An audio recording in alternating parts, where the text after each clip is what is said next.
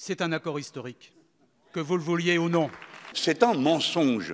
Nous nous sommes fait plumer. Nous sommes les dindons de la farce de ce sommet de 4 jours. Le président Macron n'a pas été capable de négocier correctement.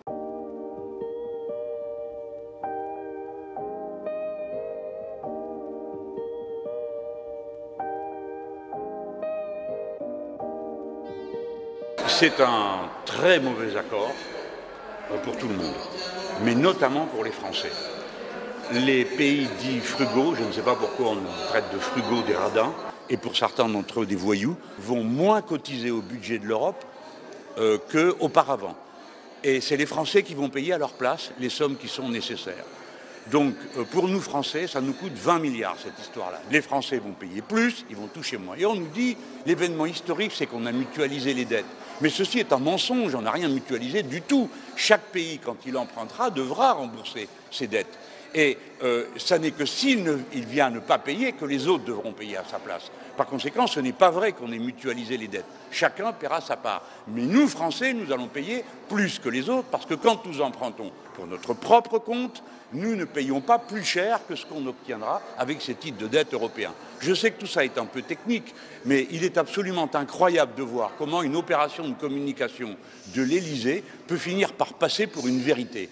Un Français qui ressort d'une négociation européenne avec une politique agricole commune moins subventionnée qu'avant n'a pas fait son travail. Un Français qui ressort avec un budget de la santé qui est annulé n'a pas fait son travail. Un Français qui accepte de continuer à payer à la place des autres, comme c'était le cas quand il y avait les Anglais, n'a pas fait son travail.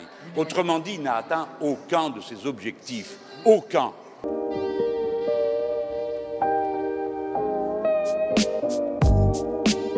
Où en étions-nous au début des négociations de Bruxelles? Certains pays voulaient une relance minimum, ne voulaient pas d'emprunt commun, ne voulaient pas de subventions, ne voulaient pas de transfert, ne voulaient pas de redistribution, voulaient en plus mettre un veto sur les plans de relance des différents États, ne voulaient pas entendre parler de ressources propres. Où en sommes-nous après? Il y a un plan de relance de 750 milliards d'euros. Il y a 390 milliards d'euros de subventions. Il y a le principe d'un emprunt collectif jamais arrivé. Il y a une distribution majoritaire de subventions pour les régions et les pays les plus pauvres. Et je m'étonne que vous ne le releviez pas. Il y a le refus du veto de tel ou tel État sur les autres pour la validation des plans de relance. Il y a l'affirmation du principe des ressources propres.